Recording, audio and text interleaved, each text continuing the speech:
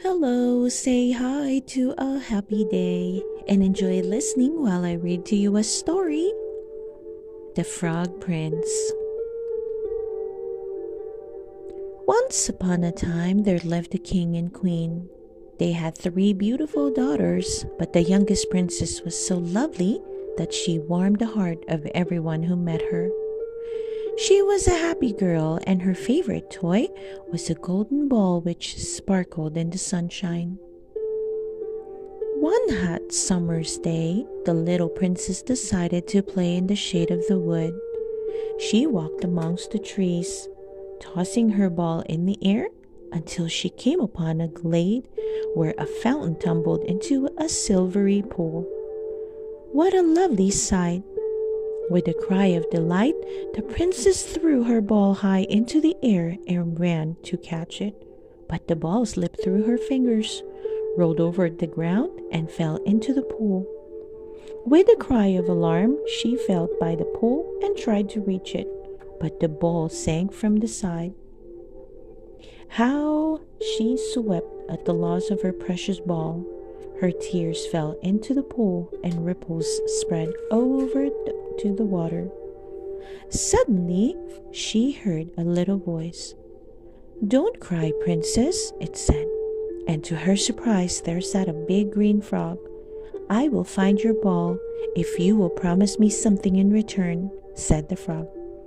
"Anything," cried the princess.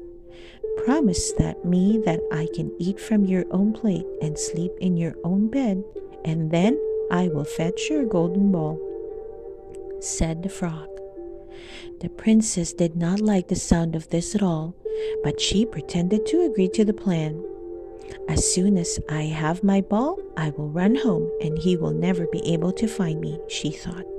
And that is just what she did. That evening, as the princess sat down to eat, she had forgotten all about the frog. But the frog had not forgotten her. He had found his way to the palace, and at that moment was sitting outside the door. Suddenly, the princess heard a small voice. "Open the door, my princess dear. Open the door to your true love here. And remember the words that you and I said, by the fountain, cool in the greenwood shade." "Who is that, my daughter?" asked her father, the king. The unhappy princess explained what had happened in the wood, and her father looked grave. "You must honor your promise," he said. "The frog kept his words, and now you must keep yours." The princess opened the door with a heavy heart, and the frog followed her in. The queen, her sisters, and all the ladies in waiting shuddered with horror as the slimy little creature passes by. And when he hopped on the table, they hid their faces in their napkins. The princess wrinkled her nose in disgust as the frog crept up to her plate and, with the long darting tongue, ate up her peas one by one. At last, he sat back and yawned. "Now I'm sleepy," he said. "Please take me to your room, for I wish to sleep upon your pillow." The princess was horrified. She looked imploringly at her father, but the king shook his head. "It may seem hard, little daughter," he said, "but you must do as he asks. A promise is a promise." So she carried the frog upstairs, and soon he fell fast asleep upon her silken pillow. The princess vowed she would not sleep a wink all night, but after a while her eyelids drooped, and soon she, too, slept. The next morning, when she awoke, the frog was nowhere to be seen. "At last, I am rid of the horrid creature," thought the princess to herself. But she spoke too soon. That evening, as she sat down to eat, the same little voice called from outside the door. There sat the frog once again, and once again he asked to eat from her plate, and once again the princess had to do as he wished.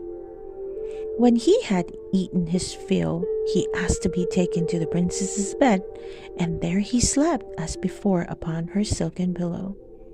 The little princess had no choice but to lay by his side, and she cried herself to sleep beside him. The next morning, when the princess awoke, she opened her eyes slowly, dreading the sight of the frog beside her. But he was nowhere in sight. Instead, she found herself gazing at the most handsome prince she had ever seen. "Sweet princess," he said, "you have saved me from a wicked spell. An evil witch turned me into a frog and banished me forever to the fountain pool. The only person who could break the spell was a princess who would let me eat from her plate and sleep on her pillow. You have broken the spell, and now I am free." He knelt upon one knee. "Please marry me." The princess agreed at once, and after their wedding, they left in a beautiful white coach to begin their new life together. The end. I hope you enjoyed listening to the story, The Frog Prince. Please don't forget to hit that like button and subscribe to listen to more of our favorite book stories. See you soon.